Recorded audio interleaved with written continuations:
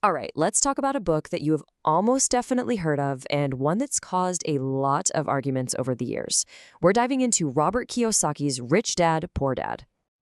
To get a sense of just how huge this book is, just look at this number. We're talking over 32 million copies sold around the world. For a book that came out way back in 1997, that is an absolutely massive, long-lasting impact. So that brings us to the real question here. How can a book that's over 2 decades old still be so divisive? Why do some people swear by it while others call it a complete scam? What is it about this book that makes it both an inspiration and a huge red flag? Well, the book's power, and what really hooks you in, is this simple, compelling story.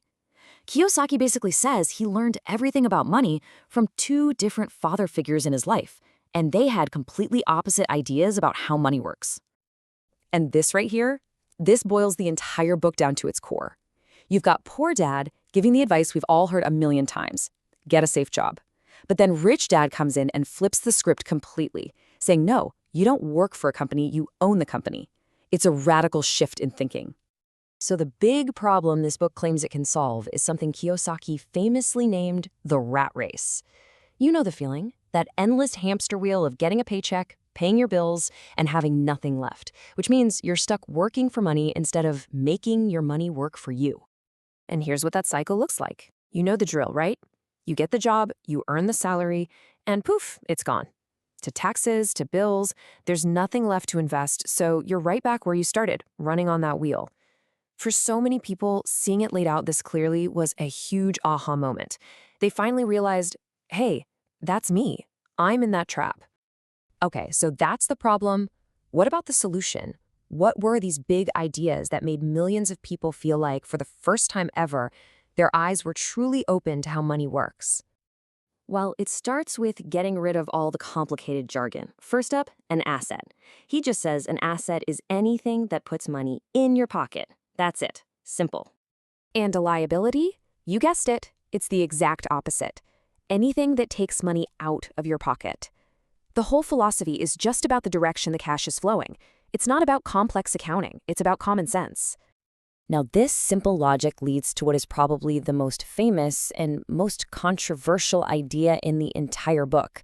He asks, if your house has a mortgage, taxes, and repair costs that are constantly taking money out of your pocket, is it really an asset? Whoa. That one question completely shattered how a lot of people thought about their biggest investment. And you can see just how powerful this was for people. Take this comment from a Reddit user who said it was a total eye-opener that helped them break free from a poverty mindset. For people who were just starting out, this stuff was genuinely revolutionary. The ideas are powerful, no doubt, but, and this is a big but, what about the man himself? This is where the story gets really murky and where the most intense criticism of the book really kicks into high gear. And yeah, the criticism is, well, it's brutal. A lot of people, like these users, flat out say the whole rich dad story is a myth. The big accusation is that he's a charlatan who got rich by selling the idea of getting rich, not by actually doing it himself first. And when you start digging, you find some things that make you go, Critics point to the fact that his early businesses went bankrupt. His real major financial success didn't come until after the book was a hit. And then there are the expensive seminars, which many accuse of just taking advantage of people who are desperate for help. And this is where it gets really personal and pretty sad. Just listen to this story from someone on Reddit. Their parents got sucked into the whole ecosystem, spending thousands and thousands of dollars on seminars and tapes, and they ended up with absolutely nothing to show for it. It's a powerful look at the real-world harm some people feel this brand has caused. So, okay, with all that controversy hanging in the air, let's circle back to the actual advice in the book itself. Is it possible to pick out the genuinely good ideas and separate them from the stuff that might be, a little dangerous? One reader actually broke it all down in a way I think is super helpful. They split the advice into 3 buckets. First, you've got the genuinely insightful stuff, like that super simple assets versus liabilities idea. Then there's the helpful but kind of generic stuff, like, hey, you should learn about money. And then there's the third category, the questionable advice. This is where it gets risky. And this is where we get into some really dicey territory.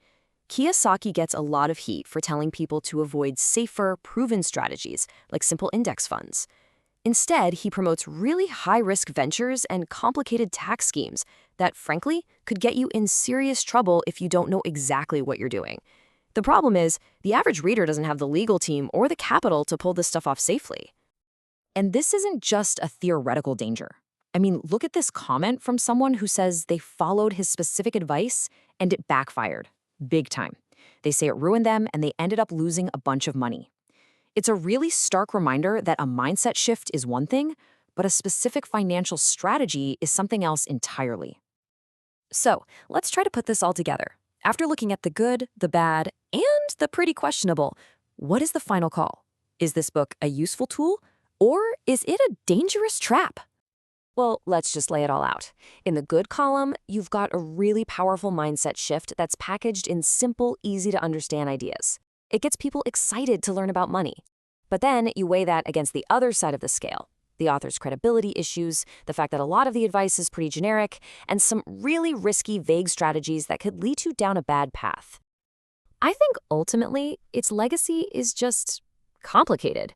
25 years ago, when there weren't many resources like this, it was a genuinely revolutionary first step for a lot of people. But today, with so many other more responsible financial guides out there, some would say it's just an outdated and potentially risky map to follow.